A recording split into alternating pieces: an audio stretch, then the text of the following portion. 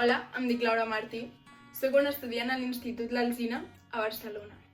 Una experta en el sistema immunològic, la qual us explicaré en la situació que ens trobem amb el Covid-19, també conegut com a coronavirus. El coronavirus és un tipus de virus comú que pertany a una família de virus que provoquen malalties. Des del refredat comú fins a la bronquitis, la pneumònia, la síndrome respiratòria de l'Orient Mitjà, etc. El sistema immunològic és una de les parts més importants del nostre cos.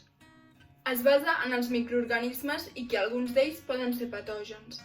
És el que et manté lliure de malalties, bactèries i virus. Aquest sistema és en realitat una cadena de cèl·lules, teixits i òrgans que treballen tots junts per defensar el teu cos d'aquests invasors estranys. Això s'anomena resposta defensiva. Principalment els patògens són bacteris i virus. Tot i així, la primera resposta és específica, referint-nos a que ell atacarà tot allò que trobi estrany. I amb les cèl·lules conegudes com a macròfags s'encarregaran d'eliminar-los.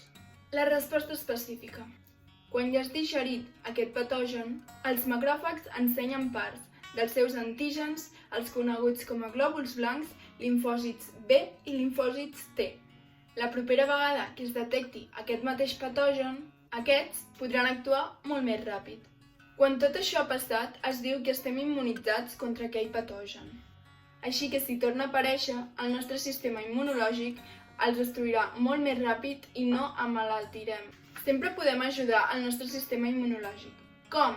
Doncs bé, cuidant-nos, tenint una consciència de menjar bé i utilitzar aliments que incrementen les nostres defenses. Tot això també augmenta si practiquem esport, la nostra higiene és adequada i si som feliços o felices. Les vacunes ajuden a no patir aquests patògens i aquestes malalties. Quan ens injecten una vacuna al nostre cos, és una barreja d'uns trossets de patògens que un cop al nostre cos fa que s'activi una resposta i ja estiguem immunitzats contra aquest virus o contra aquest patogen.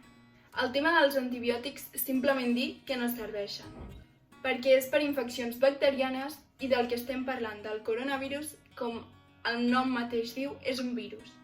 Per prevenir tot això, de moment sol ens podem quedar a casa, sortint només per lo indispensable de primeres necessitats, i així poder prevenir que el contagi s'estengui encara més.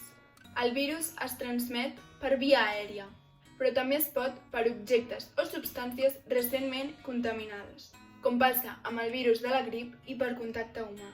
Els símptomes descrits per la pneumònia de Wuhan provocada pel nou coronavirus són febre, fatiga, mal de cap, tot això acompanyat de tos seca, mal de gola i en molts casos dispnea, que vol dir dificultats per respirar.